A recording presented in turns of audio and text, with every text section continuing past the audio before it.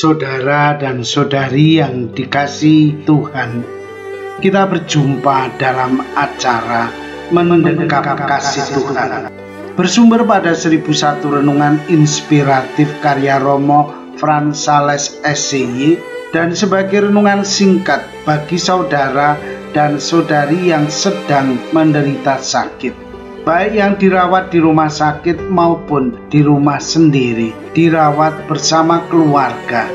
Dengan saya, Romo Valentinus Tejantara SCY dari komunitas SCY Teluk Betung, Lampung. Pada hari ini kita ingin merenungkan tema Temukan Kehendak Tuhan dalam Hidup. Sering orang mau berjalan sendiri dalam hidup ini.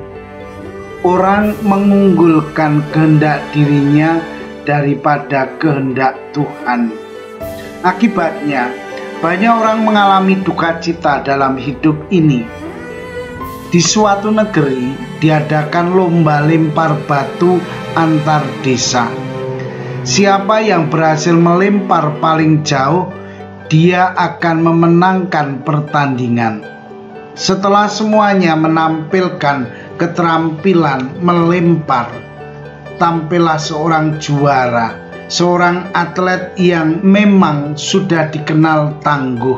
Keberhasilannya itu membuat ia dianugerahi batu berlapis emas oleh Sri Baginda Raja.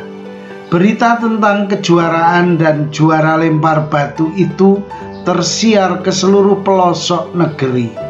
Semua orang maklum kalau dia lagi yang juara, sebab selama 3 kali kejuaraan belum pernah ada orang lain yang bisa menandingi keterampilannya dalam melempar batu.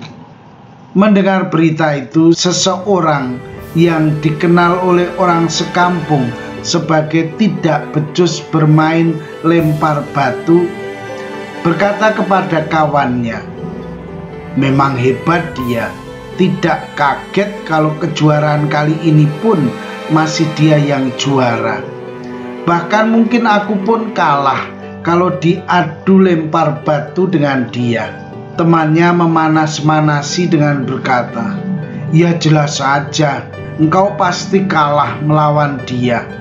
Orang itu berkata, "Jangan memastikan dulu, kita kan belum bertanding.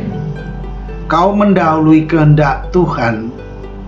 Temannya itu jengkel mendengar pembelaan dirinya.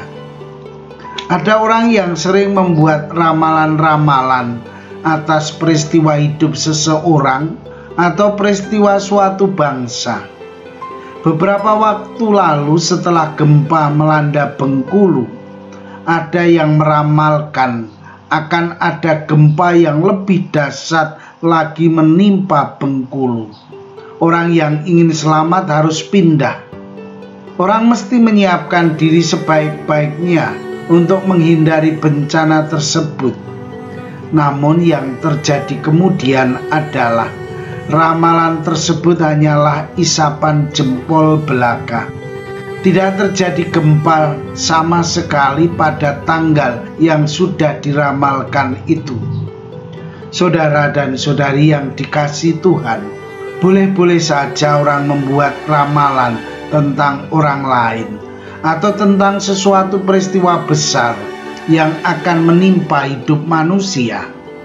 Namun kita mesti ingat bahwa di atas segala-galanya masih ada Tuhan. Pepatah mengatakan bahwa di atas langit masih ada langit.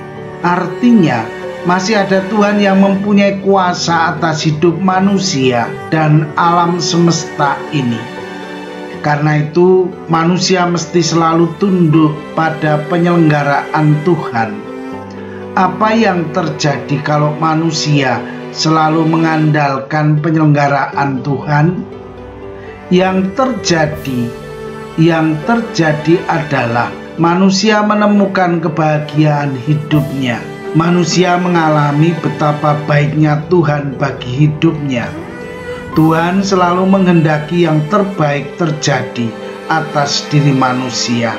Tuhan tidak menghendaki bencana mengancam nyawa manusia. Karena itu, sebagai orang beriman, kita mesti selalu mengarahkan hidup kita kepada kehendak Tuhan. Kita mesti mampu menangkap apa yang menjadi kehendak Tuhan bagi hidup kita. Memang ini tidak mudah. Namun kalau kita belajar terus-menerus menangkap kehendak Tuhan bagi hidup kita, kita akan menemukan bahagia dalam hidup ini. Mengapa orang selalu resah dalam hidupnya? Karena ia tidak sungguh-sungguh menemukan kehendak Tuhan dalam hidupnya. Mari kita berusaha untuk menemukan kehendak Tuhan dalam hidup kita sehari-hari. Saudara dan saudari yang terkasih, marilah mengakhiri renungan singkat kita dengan menyatukan iman, harapan, dan kasih kita kepada Tuhan. Akhirnya, berkat dan doaku selalu menyertai Anda yang sedang sakit. Semoga Tuhan memberi kesembuhan, kekuatan, dan ketabahan dalam memanggul salib hidup ini dan diberi semangat serta kesegaran. Doa dan berkatku selalu menyertai Anda. Sampai bertemu dalam renungan selanjutnya.